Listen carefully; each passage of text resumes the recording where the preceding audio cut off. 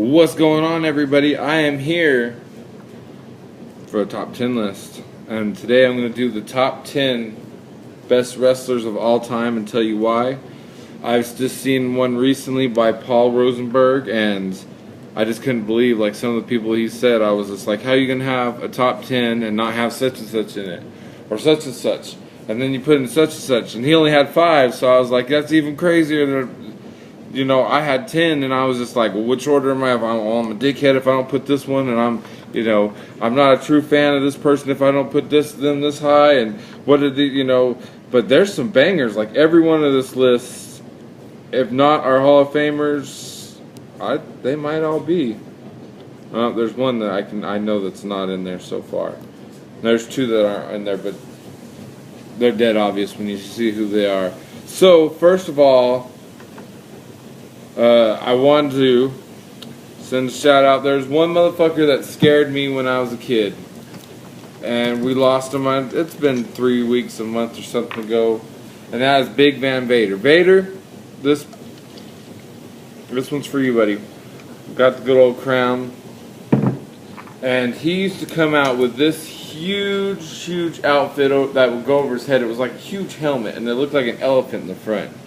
And it would be smoking, and he'd come out and, Vader, you a motherfucker. You really fucking scared me when I was a kid. There's a few wrestlers out there. The one that made the Ultimate Warrior puke green, and I hate recording stuff because I don't think of their names as it's going. Papa Shango.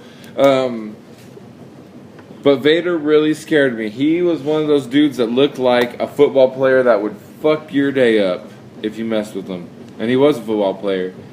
But he wrestled the hardest I've ever seen someone wrestle. Like, when he hit a motherfucker, you could tell that dude wasn't having a good day afterwards. So, he's not on this list of the top 10. Should make a top 10 of people who fucking scared me. Because there probably was only like 5 maybe. So maybe a top 5. But this shot goes out to Big Van Vader. I hope you're partying up in heaven.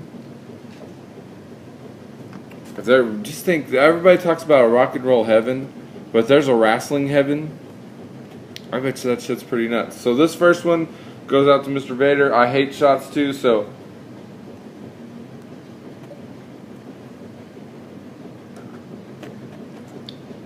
Oh, God, it's terrible. You know how we roll.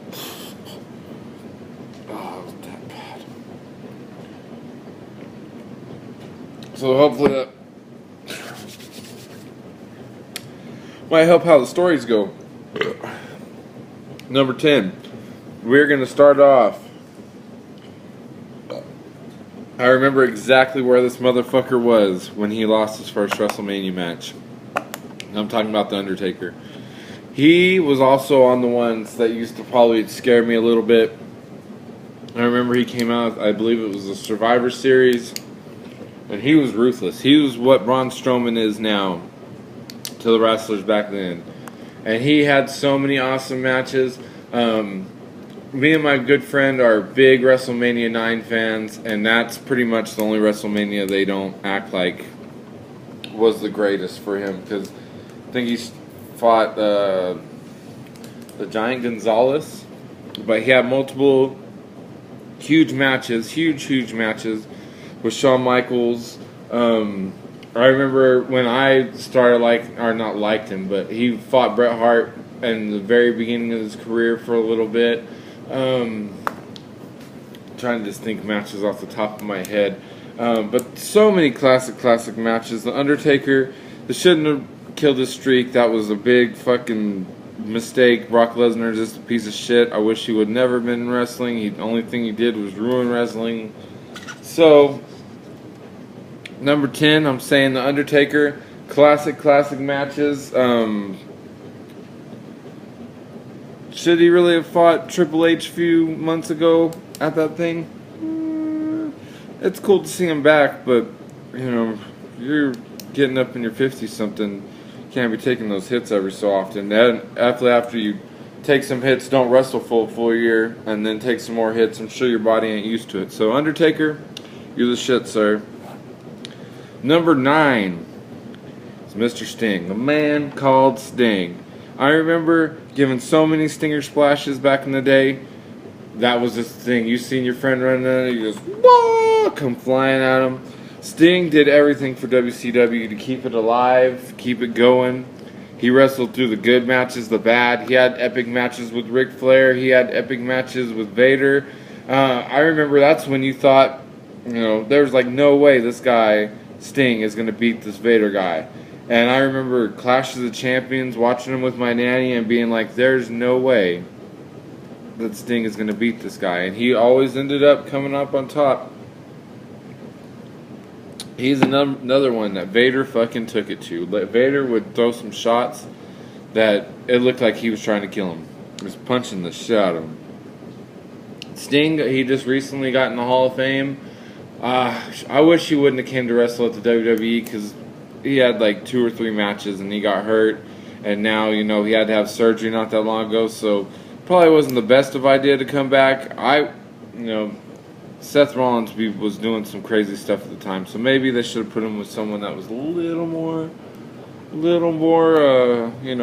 on the safe side. Maybe, he did fight Triple H. So he did fight Triple H at WrestleMania, but then WCW kind of came back, kind of thing. They made it all about WWE.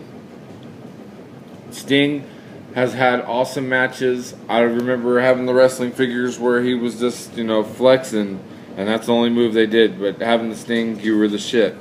So Sting, number 9, the greatest wrestlers of all time. Number 8, Mr. Hot Rod, Roddy Piper. This guy, man, his epic match with Goldust, where they made fun of the OJ thing, which I shouldn't be bringing that up as greatest matches. He had the awesome match with Hogan and Orndorff at the WrestleMania. Great movies. I didn't know until one of my college classes, They Live. Fucking blew my mind. Like, that became one of, if that's ever on TV, I'll watch that because it just blew my mind. And that I made it so long, even after his death, that we didn't get to watch that. Roddy Piper had an epic Intercontinental match with Bret Hart. He had so many. He would come in and out. He was the only wrestler back in the day that could say, I need to take a break and walk away, and actually walk away. Most of them, if they walked away, they were hurt, and that's the only reason they couldn't wrestle, because they were hurt. Roddy Piper had amazing mic skills. He would piss somebody off. I remember he had that one, it was one of the WrestleManias, he just pulled out a fucking fire extinguisher and put this dude's cigarette out. He was a one-man party. Like, he just talking, he fucking didn't even have to wrestle a match. He'd have you just by talking. Epic matches. I remember in WCW, it was like him and Hogan were running the place for a little bit. So Roddy Piper, you're number 8 on the Chris Shober's greatest list of wrestlers. Number 7, Mr. Dusty Rhodes. Well, you see now here, my brother. Dusty had the best promos ever. He helped out all the wrestlers that are coming out right now with the NXT.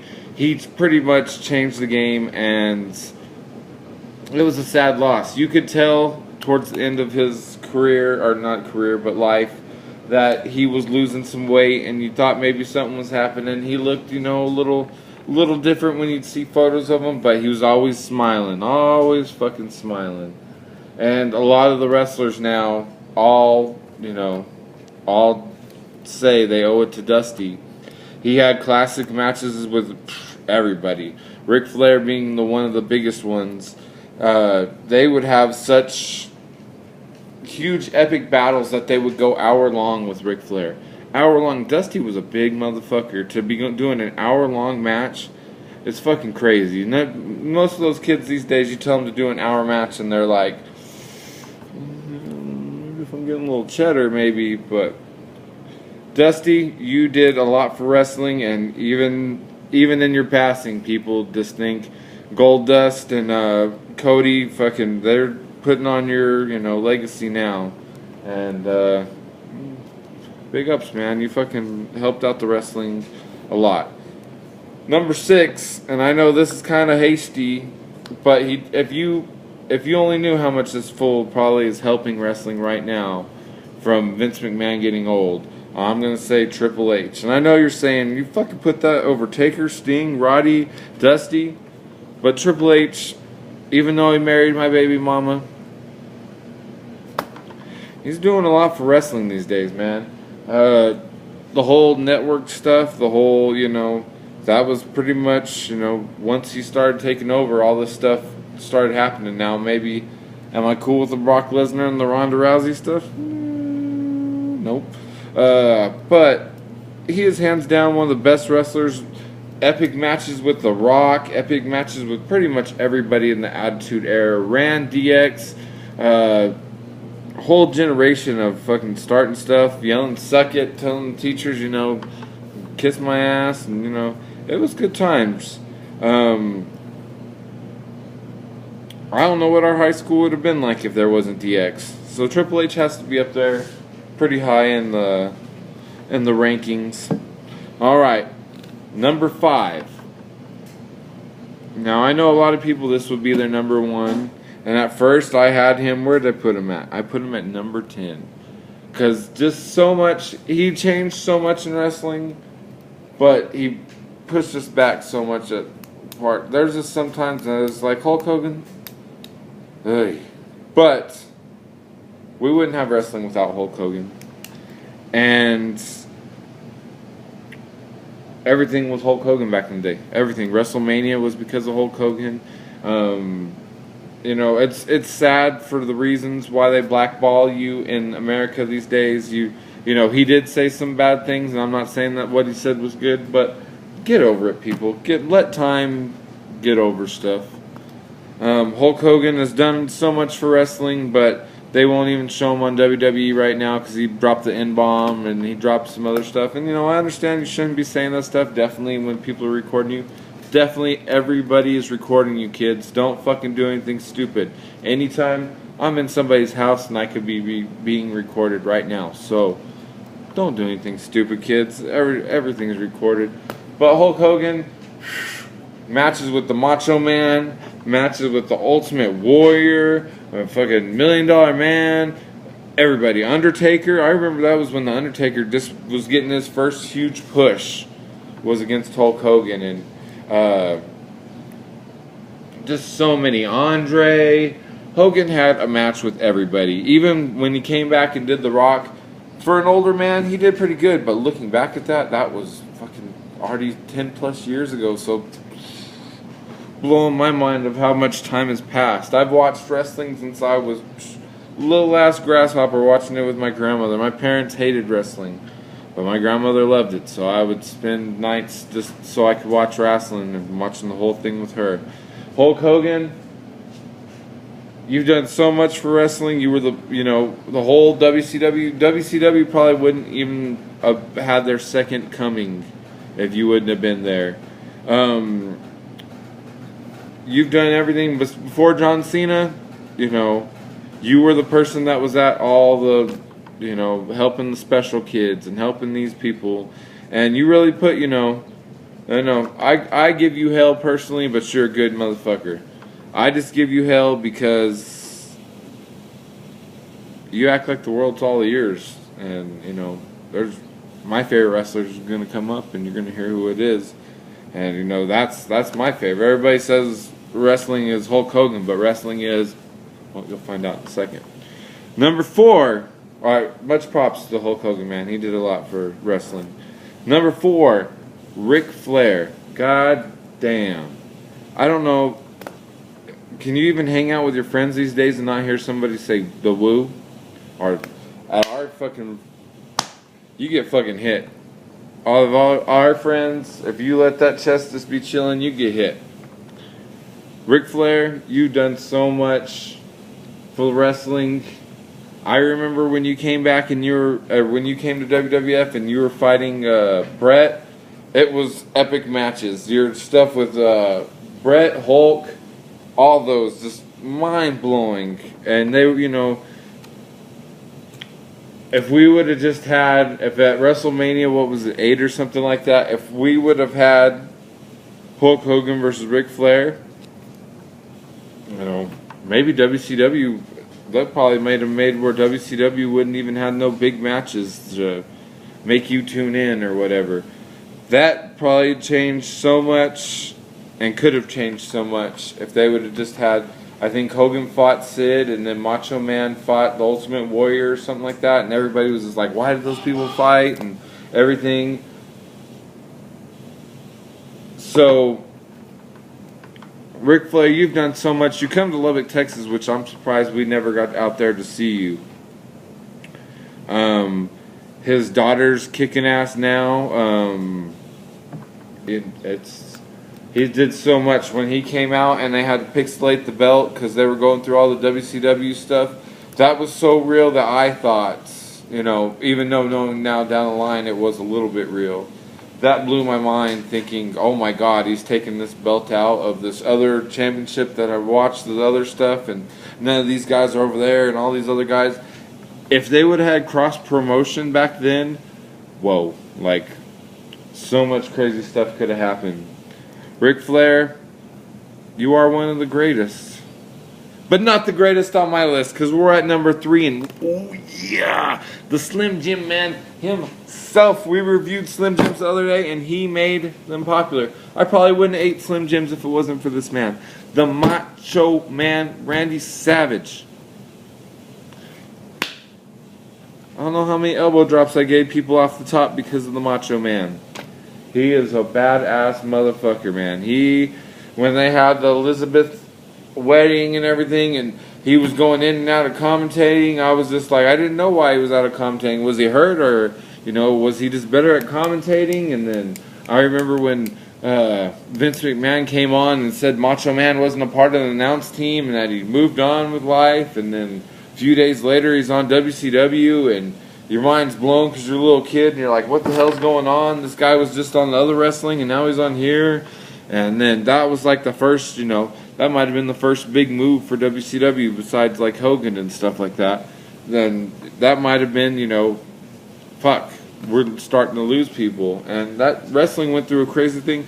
And there's so many people, Razor, and, Diesel, all these people that I could have made 10 lists and been like, the 80s wrestlers, the 90s wrestlers, the Attitudes wrestlers, the after the Attitudes wrestlers, the now wrestlers.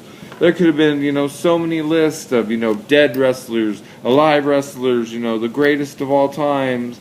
And I just had to go with these ones. Macho Man, you've done so much for us. Even when you were on the announce team for the Saturday morning show, I thought you were the shit. Yeah. Macho Man Randy Savage, rest in peace. You're the shit, sir. And number 2, Stone Cold Steve Austin. And after looking at this list, you're like, damn, man, he put Stone Cold high, but this guy did change wrestling. He, the epic battles with Triple H, the epic battles with all these people, The Rock, there wasn't one person that Stone Cold didn't mess with at the time. Goldust, he had matches with them all. And he had his hard times and he had his good times. And, when Owen dropped him on his neck, might have set stuff back. But, if it wasn't for that King of the Ring, it really changed. When he came out, he was fighting Jake the Snake.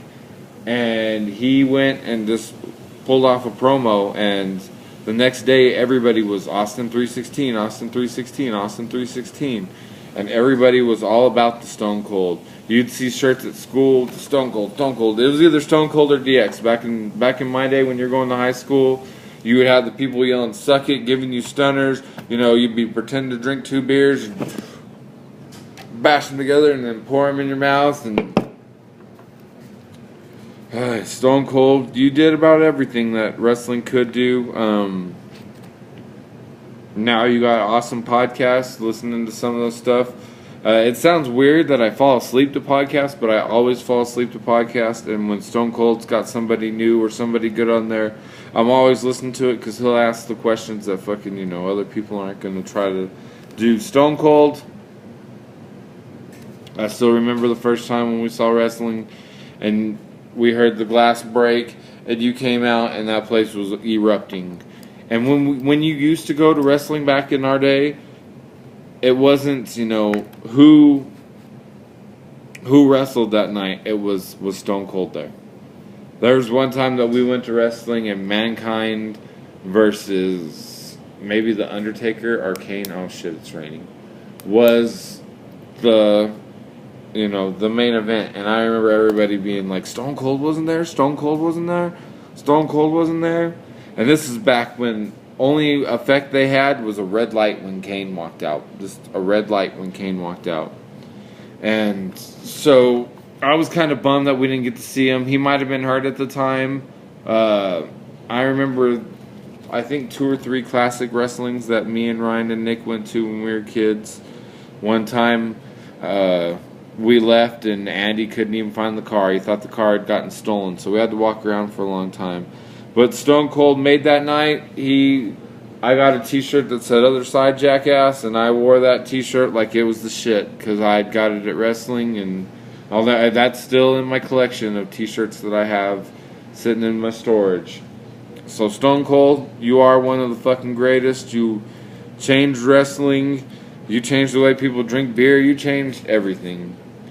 But number 1, the best there is, the best there was, the best there ever will be, Bret Hart. So when I was a kid,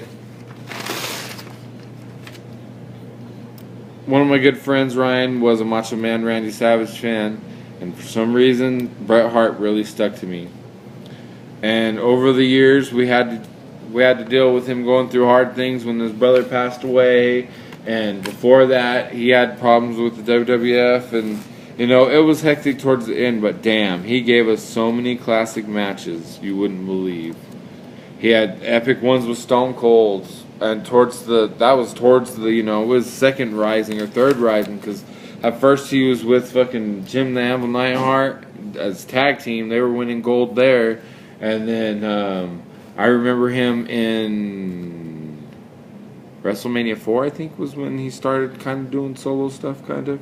He always kind of did tag teams, but I always wished I was a lucky kid, my fucked up eye and all right now, but I wish I was one of those kids that got the lucky glasses, that when he came out, he gave you his glasses. I always wished I was that kid that got Bret Hart's glasses, because that's got to be the coolest thing. You're at a place with 10,000 people, and he picks one person out of the front row and gives you the glasses.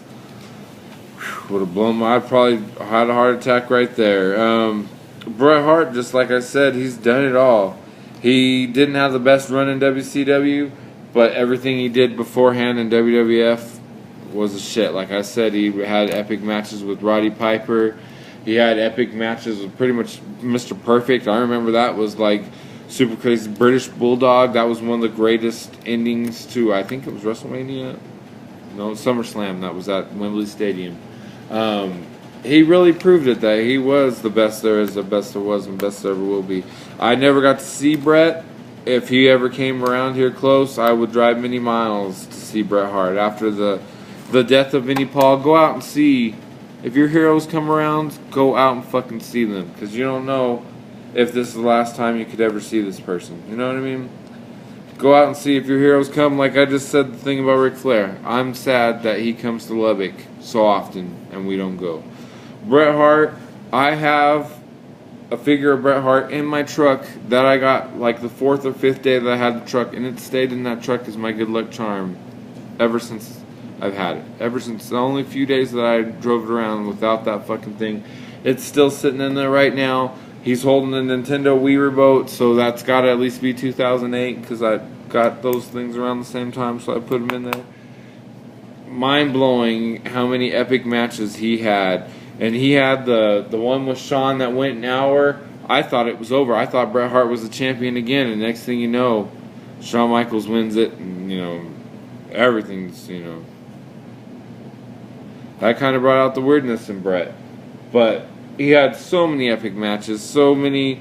WrestleMania 9, another one where he got screwed But he had the main event against Yoko. Epic matches against Yoko. Not so epic, but awesome matches with Doink. He pulled it off. Bret Hart, you are Chris Shober's greatest wrestler of all time. I've actually been thinking about what tattoos I could get to represent Bret Hart. Like, I'm not really into the pink. I don't know what I would get. I don't know. I keep on thinking that would be an awesome thing. I don't have no wrestling tattoos, so